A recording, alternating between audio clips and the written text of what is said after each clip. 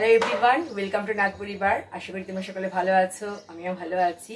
দেখে নাও আজ আমি কোন রেসিপি তোমাদের সাথে শেয়ার করছি। আজ কাঁচা আম আর পনির দিয়ে এত সুন্দর একটা মিষ্টি তোমাদেরকে তৈরি করে দেখাবো যে তোমরা নিজেরাই অবাক হয়ে যাবে। আর সবচেয়ে বড় কথা হলো এই মিষ্টিটা তৈরি করতে খুবই কম সময় লাগে। বাড়িতে যদি হঠাৎ কোনো গেস্ট চলে আসে তাহলে ইজিলি এটা তোমরা তৈরি করে তাকে দিতে পারো, খেয়ে তোমার সে প্রশংসাই করবে। আর বাড়িতে যদি পনির না থাকে সেক্ষেত্রে দুধের থেকে ছানা তৈরি করে এই মিষ্টিটা তৈরি করতে পারো। এবার ফার্স্টে আমি কাঁচা আমটা খোসা ছাড়িয়ে নেব, তারপর ধুয়ে আমি আমটা গ্রেট করে নেব। আমটা খুব ভালো করে আমি গ্রেট করে নিয়েছি।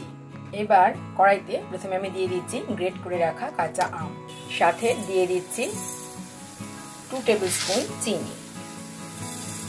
ভালো করে মিক্সড আপ করে নেব আর ওয়েট করব চিনিটা মেল্ট হয়ে যাওয়া পর্যন্ত।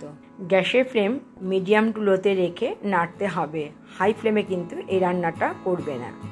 এই দেখো পনিরের এই টুকরোটা রয়েছে, এটা আমি গ্রেট করে নেব। একটা প্লেটের মধ্যে আমি নিয়ে নিয়েছি সামান্য একটু গ্রিন ফুড কালার। যেহেতু কাঁচা আমের রেসিপি তৈরি করছি তাই রংটা সবুজ হলেই ভালো লাগবে। এদিকে দেখো চিনিটা সম্পূর্ণ মেল্ট হয়ে গেছে। এবার এর মধ্যে আমি দিয়ে দিচ্ছি গ্রিন ফুড কালার, তবে এটা সম্পূর্ণ অপশনাল, ইচ্ছে করে তোমরা দিতে পারো নাও দিতে পারো। ভালো করে মিক্সড আপ করে নিচ্ছি। সামান্য একটু কালার দিলেই দেখবে বেশ অনেকটা রং হয়ে যাবে। এটা সম্পূর্ণ রেডি। এবার এটা আমি রেখে দেবো ঠান্ডা হওয়ার জন্য। দিকে দেখো পনিরটা আমি গ্রেট করে নিয়েছি। এবার এটা আমি দিয়ে দিচ্ছি আমের মধ্যে। এবার আবার গ্যাসের ফ্লেমটা আমি অন করে দিয়েছি আর আমের সাথে পনির খুব ভালোভাবে আমি মিক্সড আপ করে নেব। চিনিটা আমি মাত্র 2 টেবিল স্পুন দিয়েছি, যেহেতু আমটা কাঁচা মিঠে তো সেই কারণে খুব একটা টক ছিল না। তোমরা কাঁচা আম কতটা টক সেই বুঝে মিষ্টিটা দেবে। দেখতেই পাচ্ছ খুব ভালোভাবে আমের সাথে মেশানো হয়ে গেছে পনির।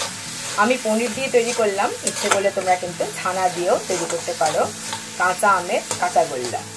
আর আমি এর মধ্যে দিয়ে দিচ্ছি 1 চামচ গুঁড়ো দুধ, তাহলে খেতে আরো বেশি টেস্টি হবে। খুব ভালো করে গুঁড়ো দুধ দিয়ে আবার মিক্সড আপ করে নেব। দেখতেই পাচ্ছ কড়াই থেকে একদম উঠে আসছে, তার মানে এটা সম্পূর্ণ রেডি হয়ে গেছে। এবার একটু ঠান্ডা হলে আমরা গোল গোল কাঁচাগোলার শেপে তৈরি করে নেব। কড়াই থেকে একটা প্লেটের মধ্যে নামিয়ে নিয়েছি আর একটু ঠান্ডা হওয়ার জন্য ওয়েট করব। ঠান্ডা হওয়ার পরে জাস্ট গোল গোল শেপ করে তৈরি করে নিলেই তৈরি হয়ে যাবে কাঁচা আমের কাঁচাগোল্লা। এখন অনেকটাই ঠান্ডা হয়ে গেছে, আমি প্রায় 10 মিনিট পর আবার ফিরে এসেছি। এবার দেখো আমি ছোট ছোট গোল গোল শেপ তৈরি করে কাঁচাগোল্লা তৈরি করে নিচ্ছি। দেখতেই পাচ্ছ এইরকম তৈরি হয়েছে।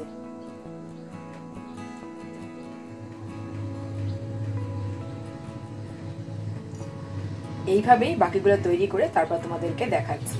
দেখতেই পাচ্ছ 4টে কাঁচাগোল্লা তৈরি করে নিয়েছি। দারুণ সুন্দর টক টক মিষ্টি মিষ্টি। যারা টক পছন্দ করো তাদের তো দারুণ লাগবে। মিষ্টিটা খুব সামান্য দিয়েছি, তবে ইচ্ছে করলে তোমরা আরো একটু বেশি চিনি দিয়ে তৈরি করতে পারো। এবার ওপর দিয়ে একটু গুঁড়ো দুধ দিয়ে দিচ্ছি, তাহলে দেখতে বেশ ভালো লাগবে আর খেতেও বেশ ভালো লাগবে। তবে এটা সম্পূর্ণ অপশনাল, ইচ্ছে করলে তোমরা দিতে পারো নাও দিতে পারো।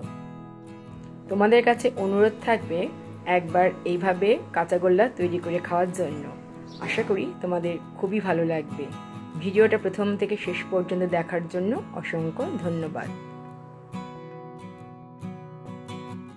আশা করি আজকের ভিডিওটা সবারই ভালো লেগেছে। তাহলে আজ এই পর্যন্তই, দেখা হবে তোমাদের সাথে আবার নেক্সট ভিডিওতে।